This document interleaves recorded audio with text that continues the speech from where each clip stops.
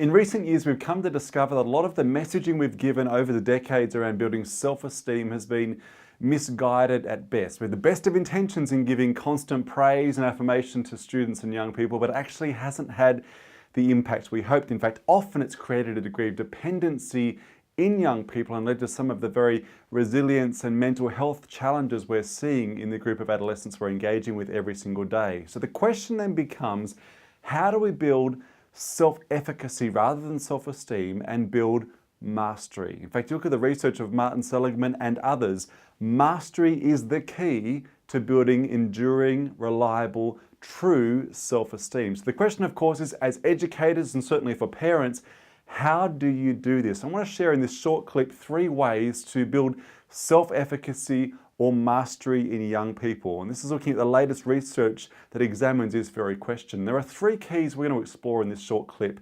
The first key is this: if you want to build self-efficacy in students, you need to give intentional and intelligent affirmation. In other words, don't affirm everything, but affirm deliberately with a sense of purpose. Now, if you look at some of the early work from Carol Dweck, the woman who founded or crafted the whole notion of a growth versus a fixed mindset, she actually looked early on in her research at the type of praise you give to a young person and the impact that that can have. And it was very interesting.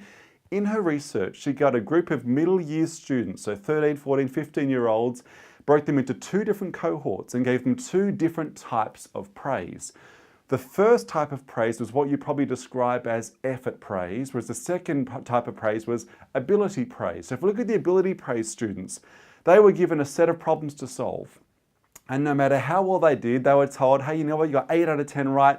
Well done, you're amazing. You must be so smart at this. In other words, you've got the innate ability to do well. Whereas the effort students were given praise or feedback based on how hard they tried. In other words, you got 8 out of 10 right. Hey, well done. You must have really applied yourself. What was interesting is Carol Dweck and her team of researchers studied over time the impact the type of feedback each group got and their approach to tenacity and trying when things got tough. In fact, as they started to raise the difficulty level of the problems, the students who'd been given the ability praise saw that challenge as a symptom or a sign that they actually didn't have what it took, and they very quickly lost heart and gave up.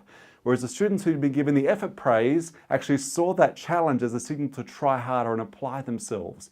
And so therein lies a very important principle. The type of praise we give is critical. Carol Dweck actually puts together a list of the types of praise according to whether it's effort or ability praise, and challenges educators to be mindful of which of these 2 lists you tend to draw from.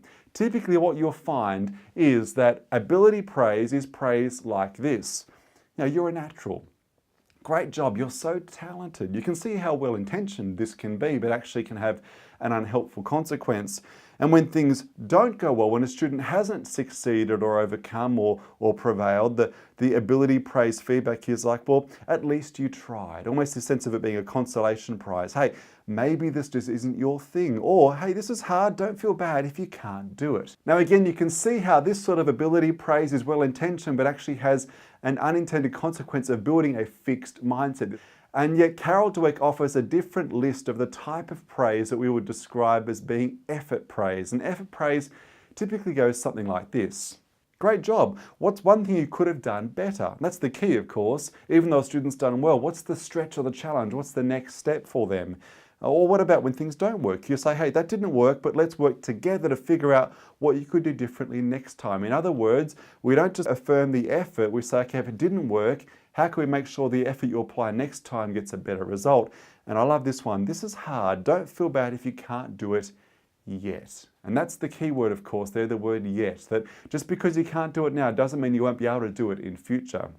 So the type of praise we give is critical, whether it's ability praise or effort praise, and whether our praise or our affirmation is proportionate to the effort that's been applied. So that's the first key. The second key to building self-efficacy and mastery in students is we've got to be very careful of our expectations. It's amazing how, Human beings of every age group, but particularly young people, tend to rise or lower their performance to the level of expectation we set for them.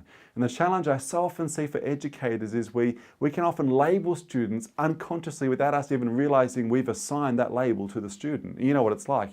We look at a class and you're like, well, they're the kids that are great at math, or they're the scientific sort of kids. These are creative kids. And unconsciously we begin to label kids, which actually starts to foster the very fixed mindset that can be such a challenge when students get to encounter things that are not natural, not easy for them. They see that as a sign to give up. Well, I'm not the creative kid, so I can't do artistic sort of stuff. Or I'm scientific, so therefore, of course, I'm not good at English. And we've got to be mindful of how we can often set expectations or labels in students that can start to kick off the very cycle that leaves them in a fixed mindset rut.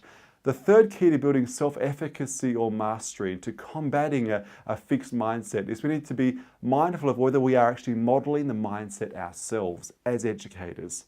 It's interesting, there's a great quote from James Baldwin, who's a political activist of old, who said that young people have never been good at listening to their elders, but they've never failed to imitate them. How true that is. Our students and our young people are watching us at all times. And the question I would challenge you with is, are you modeling the sort of mindset that is connected to a growth perspective?